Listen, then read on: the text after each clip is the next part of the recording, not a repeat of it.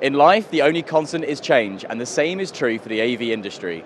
Today, I am asking AV professionals what they would change about the AV industry. Tough question. I think it's a tough question. I think we, as an industry, need to take a responsibility for the footprint we are leaving for our kids.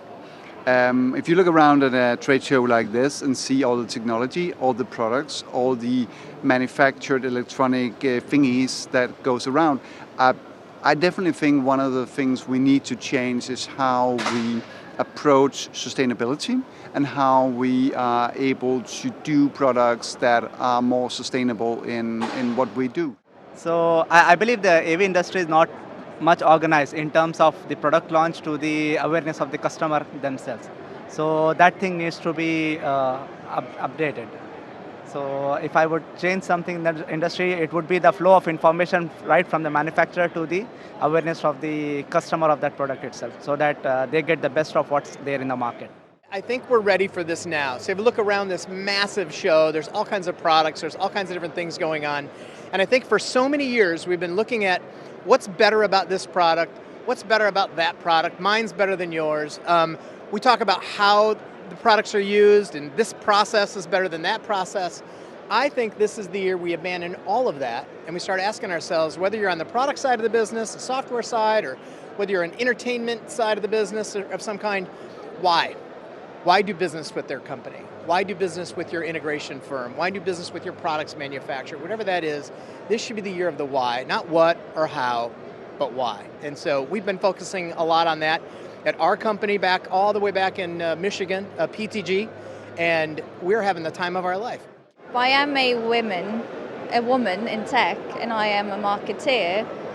And honestly, I'm quite disappointed that we haven't come any further when it comes to having a more diverse workforce in this industry.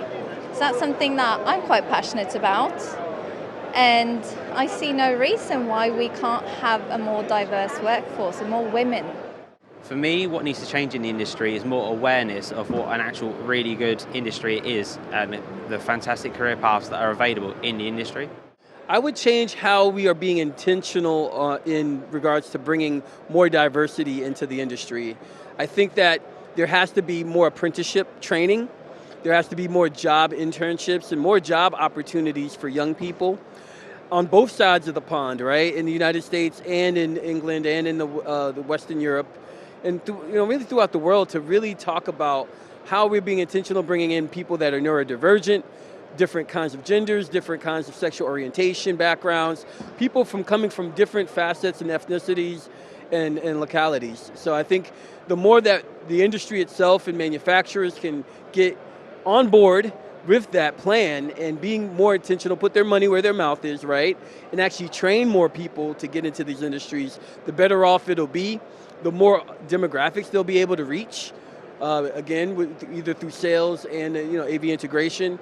And I think that also product development.